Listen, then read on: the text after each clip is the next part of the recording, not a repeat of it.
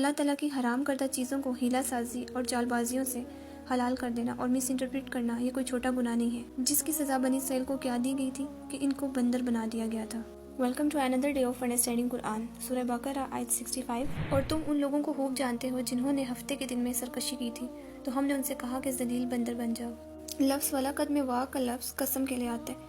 اللہ کی قسم ایسا ہوا، اور لام تاکید کے لیے کہ ضرور با ضرور ایسا ہوا، اور قد یعنی تحقیق یقیناً ایسا ہوا۔ تین تاکیدیں ہیں، اس میں قسم کھا کے یہ بات کی جا رہی ہے کہ ایسا ہوا۔ تمہیں معلوم ہے، تمہارے علم میں ہے، وہ لوگ جو ہفتے کے دن زیادتی کرنے والے تھے۔ ہفتے کے دن کے حوالے سے بنی اسرائیل کی ایک آزمائش ہوئی تھی۔ تفصیل کچھ یوں ہے کہ موسیٰ علیہ السلام کے سینکڑوں سال بعد حضرت داؤد علیہ السلام کے زمانے میں یہ واقعہ پیش آیا۔ ہفتے کا دن بنی اسرائیل کے لیے بہت محترم اور معظم دن تھا، جو عبادت کے لیے رکھا گیا تھا۔ انہیں جمعے کا دن پیش کیا گیا، لیکن انہوں نے کہا کہ ہفتہ ہمارے لیے ٹھیک ہے، اپنا خاص دن۔ نصارہ نے اتوار کو بنایا اور مسلمان نے جمعے کو چوز کیا۔ بہرحال بنی اسرائیل پر ہفتے کا دن کام کاج کرنا، شکار کرنا حرام تھا، تاکہ وہ صرف عبادت کے لیے اپنے آپ کو فارغ کریں۔ تو اللہ تعالیٰ نے ہفتے کے دن انہیں مچھلیوں کی کثرت سے ان کا ٹیسٹ کیا۔ مچھلیاں پانی کے اوپر اچھلتی ہوئی نظر آتی تھی۔ جب ہفتے کا دن گزر جاتا تو کوئی مچھلی نہیں نظر آتی تھی۔ یہ ایک ٹیسٹ تھا اللہ تعالیٰ کی طرف سے۔ انہوں نے شکار کرنے کے لیے چال بازی کی، ہیلا کیا۔ یہ لوگ جمعے کے دن جال بچھا دیتے، ہفتے کو مچھلیاں اس میں پھنس جاتی، اتوار کے دن نکال لیتے اور کہتے کہ ہم نے تو ہفتے کے دن کچھ نہیں کیا۔ یہ لوگ کس کو دھوکہ دینے کی کوشش کر رہے تھے؟ اللہ اور ایمان والوں کو، لیکن یہ دراصل خود کو دھوکہ دے رہے تھے، مگر یہ شعور نہیں رکھتے تھے، جانتے نہیں تھے۔ اس واقعے کی مزید تفصیل سورہ اعراف 163 میں بھی آتی ہے۔ اور ان سے اس بستی کے بارے میں پوچھو جو سمندر کے کنارے پر تھی، جب وہ ہفتے کے دن حد سے تجاوز کرتے تھے، جب ان کی مچھلیاں ہفتے کے دن سر اٹھائے ان کے پاس آتی تھی، اور جس دن ہفتہ نہ ہوتا تھا وہ نہیں آتی تھی۔ اس طرح ہم ان کی آزمائش کرتے تھے، اس کی وجہ سے جو وہ نافرمانی کر رہے تھے۔ اللہ تعالیٰ نے بنی اسرائیل کا ٹیسٹ کیا، لیکن وہ اس میں فیل ہو گئے، تو اللہ تعالیٰ نے فرمایا کہ ذلیل بندر بن جاؤ۔ کونو یعنی اللہ تعالیٰ نے انہیں کلمہ کن کے ذریعے بندر بنا دیا۔ کردتن کرد کی جمع ہے، یعنی بندر۔ بندر حیوانات میں سے ہے جس کی شکل سب سے زیادہ انسان سے ملتی ہے، اپنے ہاتھوں سے کھانا، قدموں پہ چلنا، اور جو فیمیل ہوتی ہے وہ بچے کو فیڈ بھی کرواتی ہے۔ یہ ہنستے بھی ہیں اور روتے بھی ہیں۔ کردتن حاسین، حاسین کا مطلب ہے ذلیل و خوار بندر۔ انہیں بندر کیوں بنایا گیا؟ کیونکہ انہوں نے اللہ کے حکم کے ساتھ چال بازی کی، اللہ کی شریعت کو مسخ کیا، اللہ کے حکم کو بدل ڈالا، تو ان کی شکل بدل دی گئی۔ کہتے ہیں یہ لوگ جو بندر بنائے گئے تھے، یہ انسانوں میں سے اپنے رشتہ داروں کو پہچانتے تھے، مگر انسان ان کو نہیں پہچانتے تھے کہ یہ کون سا بندر ہے، اور جو نیک لوگ تھے ان کو بچا دیا گیا۔ کہا جاتا ہے کہ یہ کام سب سے پہلے ایک شخص نے شروع کیا تھا، اور وہ چھپ کے یہ کام کرتا تھا، پھر دوسرے کو پتہ چلا اور وہ بھی آ گیا۔ آہستہ آہستہ بہت سارے لوگ شروع ہو گئے اور کھلم کھلا غلط کام کرنے لگے، پھر ان کی پکڑ آئی۔